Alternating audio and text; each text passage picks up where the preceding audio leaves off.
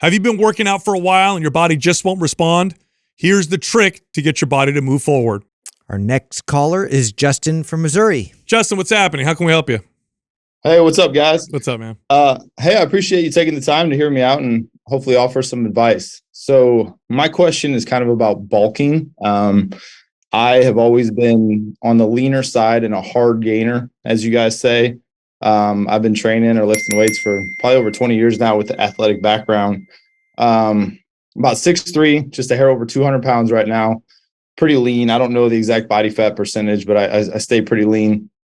Right now, I'm in a bulk. I think I'm in a bulk at 4,000 calories.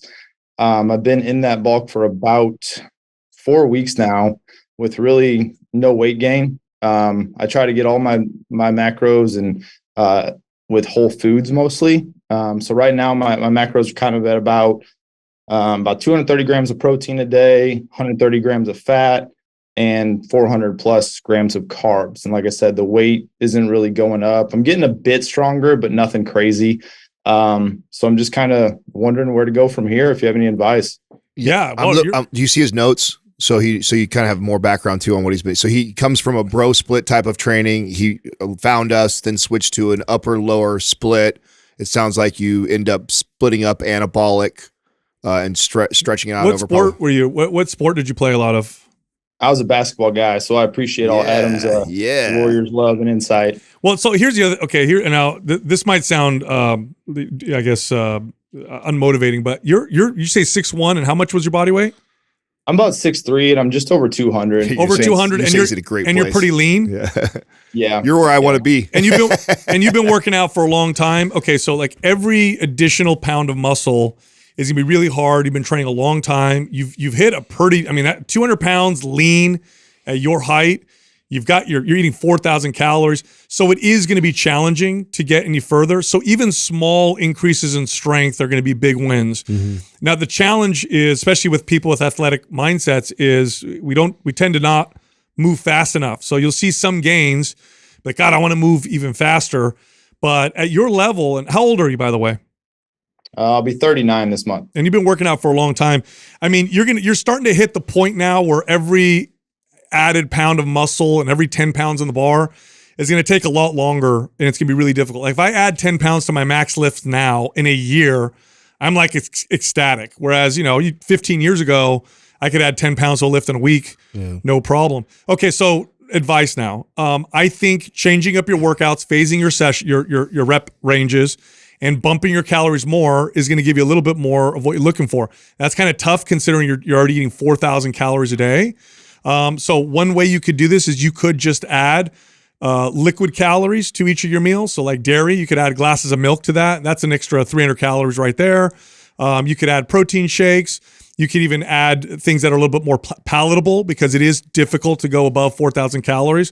So things like fruit juices and even the occasional, quote unquote junk food. This is where that becomes valuable because, I know what it feels like to eat 4,000 calories over 200 grams of protein. Like it's hard, especially to do it on a consistent basis. I want to speculate a little bit here.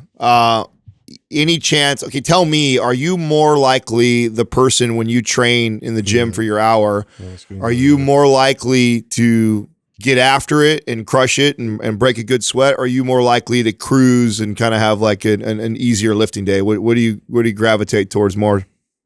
Yeah, more likely the first. I try to get after it and do things the right way. So I actually think that you doing your best to follow MAPS Anabolic to the 3-day lifting routine and sticking to that and not lifting 6 days a week is going to serve you. Because what I think you're doing is 6 days of probably pretty intense lifting for an hour.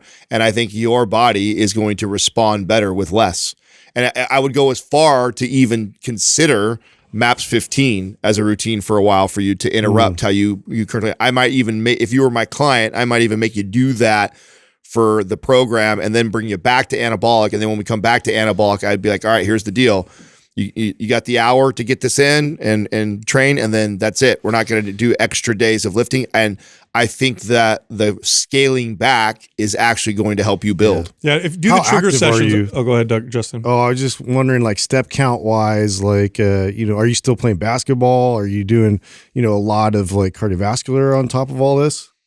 No, I really don't do any cardio. I mean, usually on my like rest days, I'll do some active rest and just walk for a little bit or something, but I don't run or do anything crazy. And then I gave up basketball because it was just injury after injury at this point in my life. Yeah. I go MAPS Anabolic to do the 3-day version and then do the trigger sessions. Be religious about the trigger sessions. A lot of people don't realize how big of a difference the 2 to 3 trigger sessions a day on the off days make, especially with somebody who's advanced. Go easy on them, though. No, you're just getting a pump. Don't treat it like an athlete. You're just getting a pump. That's I all made you're that doing. mistake, so yeah, that's definitely something that can happen. Yeah, and you bring the bands to school. That off IR, you said you teach at a middle school. You can have your bands in the office, and then when you get a chance, do like a 10-minute pumping session on a few body parts, and that's all you're aiming for. And then the 3 days a week you go in the gym, follow the program. And it works great for most people. It works really great for people who've been working out for a long time as they start to approach their 40s.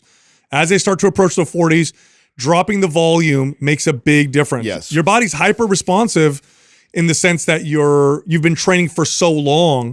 Your body really, you're probably overdoing it a little bit. This just happened to me recently. I've been doing this forever, and I have a freaking fitness podcast, and this happened to me.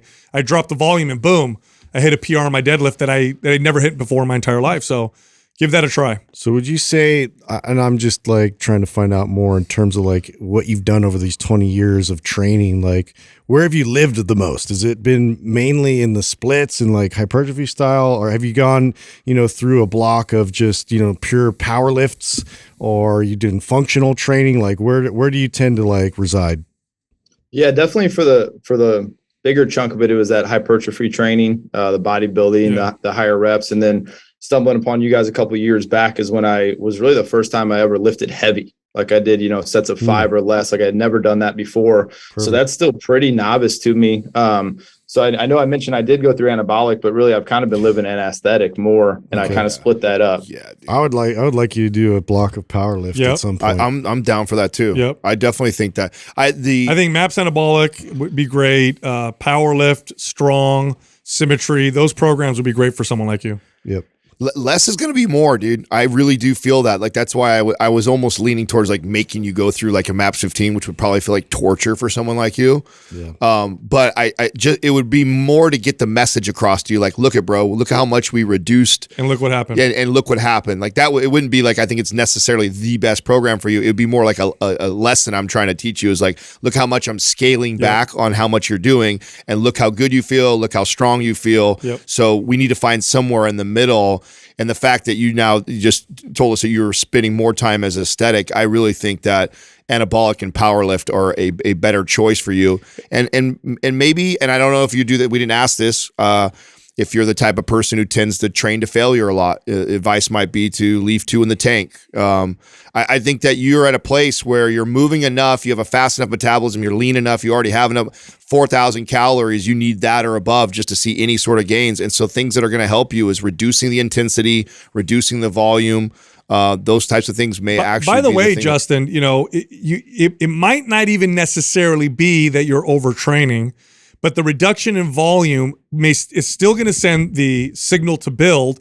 You're just not going to burn as many calories. So now that 4,000 calories now becomes a surplus. Mm-hmm. So sometimes that's all it is as well. So because what I don't want is for you to think, well, I don't feel overtrained. Like I feel like I get through the workouts. I feel like I'm not super sore. Sometimes it's like, man, I'm eating 4,000 calories. I'm just doing too much. Yeah. You cut it down a little bit. You're still sending it's easier to build. That's right. You're still sending a very effective muscle building signal. Which that's part of why I was leaning towards the MAPS 15 is like, I think if I just cut back on the intense activity that he's doing, I think the extra calories right away will potentially go to building versus you're just constantly burning all those calories. So we'll send you already have MAPS Anabolic. We'll send you MAPS 15. The advanced version would be appropriate for you. And then, like I said, I think the programs that you'd like the most, powerlift, strong, symmetry, anabolic, I think those would be great for you. Okay, yeah, I was thinking about symmetry, so that's good to hear. Cool, awesome. You got it, man. Thanks for calling in. Awesome, thank you guys. You got it. All right. Appreciate it. I really want people to understand that programs like MAPS Aesthetic, because MAPS Aesthetic is a high volume program. Right. It's not meant for people to live in it.